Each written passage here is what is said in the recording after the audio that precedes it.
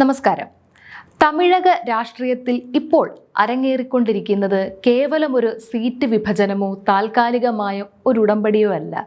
മറിച്ച് കഴിഞ്ഞ അരനൂറ്റാണ്ട് കാലമായി തമിഴ്നാട് രാഷ്ട്രീയത്തെ നിയന്ത്രിച്ചു പോന്ന ദ്രാവിഡ രാഷ്ട്രീയത്തിൻ്റെ ഭൂപടം തന്നെ പൂർണ്ണമായി മാറ്റിമറിക്കാൻ പോകുന്ന ഒരു വൻ രാഷ്ട്രീയ ഭൂകമ്പമാണ് നമ്മളിപ്പോൾ കണ്ടുകൊണ്ടിരിക്കുന്നത്. സ്വന്തമായി ജയിച്ചു കയറാൻ എല്ലാവിധ നിയമപരവും രാഷ്ട്രീയവുമായ സാധ്യതകളും ഉണ്ടായിരുന്ന തമിഴ്നാട്ടിലെ ആ ഒരേ ഒരു രാജ്യസഭാ സീറ്റ് തമിഴക വെട്രി കഴകം അഥവാ TVK അധ്യക്ഷനും തമിഴ്നാട് മുഖ്യമന്ത്രിയുമായ ജോസഫ് വിജയ് വെള്ളിത്താലത്തിൽ വെച്ച് കോൺഗ്രസ് പാർട്ടിക്ക് നൽകിയിരിക്കുകയാണ്. വെറും 5 MLA-മാർ മാത്രമുള്ള കോൺഗ്രസിന് തമിഴ്നാട് മന്ത്രിസഭയിൽ 2 പ്രധാന മന്ത്രിസ്ഥാനങ്ങൾ നൽകിയതിന് തൊട്ടു പിന്നാലെയാണ് വിജയുടെ ഭാഗത്ത് നിന്നും ഇത്തരമൊരു അപ്രതീക്ഷിതവും ഉദാരവുമായ നീക്കം ഉണ്ടായിരിക്കുന്നത്. എന്താണ് വിജയുടെ ഈ അസാധാരണമായ രാഷ്ട്രീയ നീക്കത്തിന് പിന്നിലെ രഹസ്യം? DMK ഇളക്കി മാറ്റിയ തമിഴ്നാട്ടിലെ മണ്ണിൽ രാഹുൽ ഗാന്ധിയും കോൺഗ്രസും വിജയുടെ തോളിലേറി പുതിയൊരു സാമ്രാജ്യം പണിയുകയാണോ? ഈ രാഷ്ട്രീയ സമവാക്യങ്ങളുടെ ഉള്ളറകളിലേക്ക് നമുക്ക് കടക്കാം. കാര്യങ്ങളെ വളരെ സൂക്ഷ്മമായി വിലയിരുത്തിയാൽ ഇതൊരു സാധാരണ രാഷ്ട്രീയ നീക്കമല്ലെന്ന് ആർക്കും മനസ്സിലാകും. രാജ്യസഭാംഗമായിരുന്ന CV ഷൺമുഖം രാജിവെച്ചതിനെ തുടർന്ന് ഒഴിവ് വന്ന ഈ സീറ്റിലേക്ക് ജൂൺ 18-നാണ് ഉപതെരഞ്ഞെടുപ്പ് നടക്കാൻ പോകുന്നത്. തമിഴ്നാട് നിയമസഭയിലെ നിലവിലെ അംഗബലം വെച്ച് നോക്കിയാൽ പ്രതിപക്ഷത്തുള്ള ADMK-ക്കോ BJP-ക്കോ ഈ സീറ്റിൽ വിജയിക്കാൻ ആവശ്യമായ വോട്ടുകളില്ല. ഭരണകക്ഷിയായ TVK-യുടെ നേതൃത്വത്തിലുള്ള മുന്നണിക്കാണ് ഇവിടെ പൂർണ്ണമായ മേധാവിത്വമുള്ളത്. അതുകൊണ്ട് തന്നെ 100-ലധികം സീറ്റുകളുള്ള പുതിയ വൻ ശക്തിയായ വിജയുടെ പാർട്ടിക്ക് ഈ സീറ്റ് വളരെ എളുപ്പത്തിൽ സ്വന്തമാക്കാമായിരുന്നു. ദേശീയ രാഷ്ട്രീയത്തിലേക്ക്, പ്രത്യേകിച്ച് പാർലമെന്റിലേക്ക് തങ്ങളുടെ സാന്നിധ്യം ആദ്യമായി അറിയിക്കാൻ ഒരു പുതിയ പ്രാദേശിക പാർട്ടിക്ക് കിട്ടാവുന്ന ഏറ്റവും വലിയ സുവർണാവസരമാണിത്. ലോക്സഭയിൽ ഒരൊറ്റ അംഗം പോലും ഇല്ലാത്ത TVK-ക്ക് ദേശീയ തലത്തിൽ തങ്ങളുടെ രാഷ്ട്രീയ ചുവടുറപ്പിക്കാൻ ഈ ഒരൊറ്റ രാജ്യസഭാ സീറ്റ് മതിയെന്നിരിക്കെയാണ് വിജയ് അത് കോൺഗ്രസിനായി പൂർണ്ണ മനസ്സോടെ വിട്ടു നൽകിയിരിക്കുന്നത്. ഇവിടെയാണ് വിജയ് എന്ന നവയുഗ രാഷ്ട്രീയക്കാരന്റെ തന്ത്രപരമായ നീക്കം നമ്മൾ ശ്രദ്ധിക്കേണ്ടത്. വെറും വികാരത്തിന്റെ പുറത്തല്ല വിജയ് ഈ തീരുമാനമെടുത്തത്.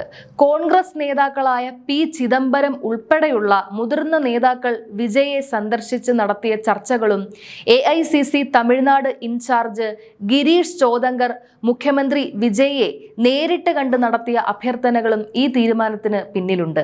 കേന്ദ്രത്തിൽ കോൺഗ്രസിന് തങ്ങളുടെ മുഖ്യ പ്രതിപക്ഷ സ്ഥാനം ശക്തമായി നിലനിർത്തണമെങ്കിൽ രാജ്യസഭയിലെ ഓരോ സീറ്റും അത്രമേൽ വിലപ്പെട്ടതാണ്. അതുകൊണ്ട് തന്നെ ദേശീയ തലത്തിൽ BJP-ക്കെതിരായ പോരാട്ടത്തിൽ കോൺഗ്രസിന് കൂടുതൽ കരുത്ത് പകരുക എന്ന ലക്ഷ്യത്തോടെയാണ് വിജയ് ഈ വലിയ വിട്ടുവീഴ്ചയ്ക്ക് തയ്യാറായിരിക്കുന്നത്.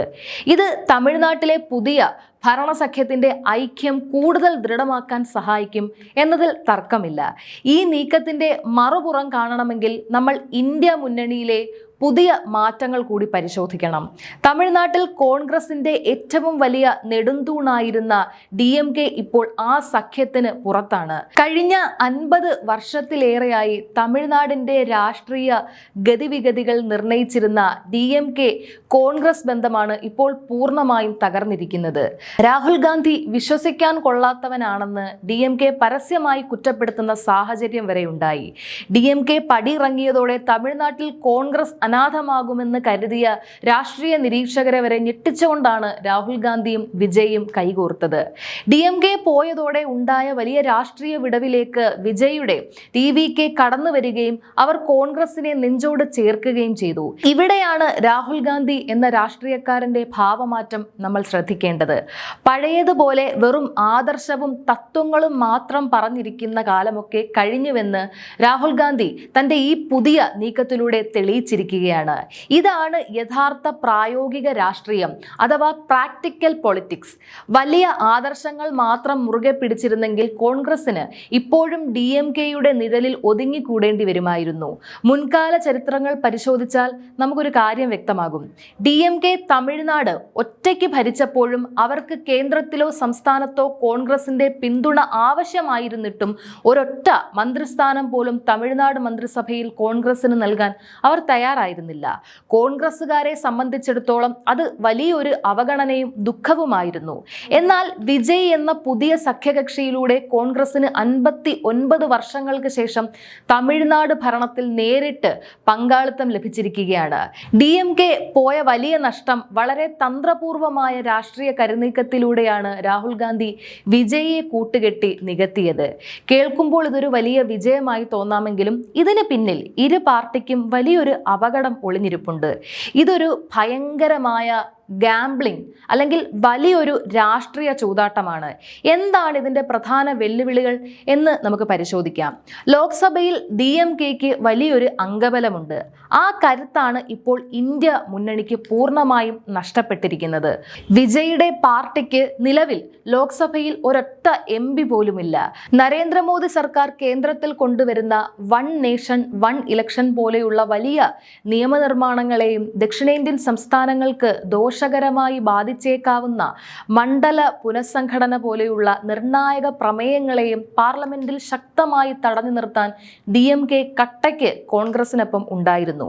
DMK മുന്നണി വിട്ടുനിൽക്കുന്നതോടെ വരും ദിവസങ്ങളിൽ പാർലമെന്റിൽ BJPയെ പ്രതിരോധിക്കുക എന്നത് കോൺഗ്രസിന് കടുത്ത വെല്ലുവിളിയാകും.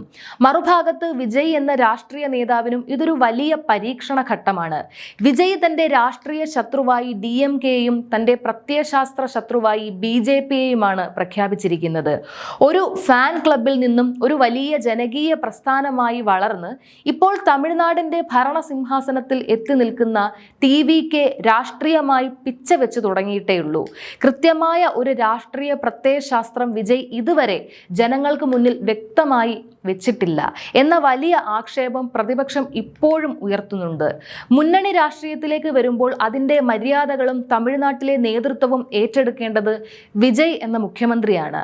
കോൺഗ്രസിനെ അമിതമായി ആശ്രയിക്കുന്നത് വിജയിയുടെ സ്വന്തം പാർട്ടിയുടെ അടിത്തറയെ ബാധിക്കുമോ എന്ന ചോദ്യം ഇവിടെ പ്രസക്തമാണ്. തമിഴ്നാട്ടിൽ സ്വന്തമായി വളരാൻ ശേഷിയില്ലാതെ എപ്പോഴും ഏതെങ്കിലും ഒരു വലിയ പ്രാദേശിക പാർട്ടിയുടെ തോളിലേറി യാത്ര ചെയ്യുന്ന പഴയ തന്ത്രം തന്നെയാണ് കോൺഗ്രസിന് ഇവിടെയും വിജയകരമായി പയറ്റുന്നത്. തമിഴ്നാട്ടിൽ ഇപ്പോൾ പുതിയൊരു രാഷ്ട്രീയ ദ്വന്ദ്വയുദ്ധത്തിന് കളമൊരുങ്ങുകയാണ്. നിലവിൽ പ്രധാന പ്രതിപക്ഷമായിരുന്ന അണ്ണാ DMK ഏതാണ്ട് പൂർണ്ണമായും തകർന്ന നിലയിലാണ്. EPSനോ OPSനോ പാർട്ടിയെ ഇനി പഴയതുപോലെ ജനങ്ങളിലേക്ക് എത്തിക്കാൻ വലിയ ബുദ്ധിമുട്ടാണ്. അതുകൊണ്ട് തന്നെ ഭരണപക്ഷത്ത് MK സ്റ്റാലിൻ്റെ മകനും DMK നേതാവുമായ ഉദയനിധി സ്റ്റാലിൻ ശക്തനായി നിൽക്കുമ്പോൾ പ്രതിപക്ഷ നിരയിൽ ആരായിരിക്കും പ്രധാന മുഖം എന്ന ചോദ്യം ഉയരുന്നുണ്ട്. പല രാഷ്ട്രീയ നിരീക്ഷകരും ചിന്തിക്കേണ്ടത് BJPയുമായി ലേശം അകന്നു നിൽക്കുന്ന അണ്ണാമലൈയുടെ കാലമാണ് വരാൻ പോകുന്നത് എന്നാണ്. അണ്ണാമലൈ സ്വന്തമായി ഒരു പുതിയ പാർട്ടി രൂപീകരിക്കുമോ അതോ BJPയുടെ തണലിൽ തന്നെ നിൽക്കുമോ എന്നത് കണ്ടറിയണം. അങ്ങനെയാണെങ്കിൽ തമിഴ്നാട് രാഷ്ട്രീയത്തിൽ ഉദയനിധിയും അണ്ണാമലയും വിജയും തമ്മിലുള്ള ത്രികോണ മത്സരമായിരിക്കും വരും കാലങ്ങളിൽ നമ്മൾ കാണാൻ പോകുന്നത്. ചുരുക്കത്തിൽ മുഖ്യമന്ത്രി ജോസഫ് വിജയും രാഹുൽ ഗാന്ധിയും എല്ലാം വളരെ കെയർഫുൾ ആയിട്ടാണ് തമിഴ്നാട് എന്ന രാഷ്ട്രീയ ചെസ് ബോർഡിൽ തങ്ങളുടെ കരുക്കൾ നീക്കുന്നത്. കോൺഗ്രസിന്റെ വലിയൊരു പുനരുജ്ജീവനം തമിഴ്നാട്ടിൽ ഉടനടി സംഭവിക്കില്ലെങ്കിലും കേന്ദ്രത്തിൽ തങ്ങളുടെ മുഖ്യ പ്രതിപക്ഷ സ്ഥാനം നിലനിർത്താൻ വിജയ് നൽകിയ ഈ രാജ്യസഭാ സീറ്റ് കോൺഗ്രസിന് വലിയൊരു രാഷ്ട്രീയ ഓക്സിജൻ തന്നെയാണ് നൽകിയിരിക്കുന്നത്.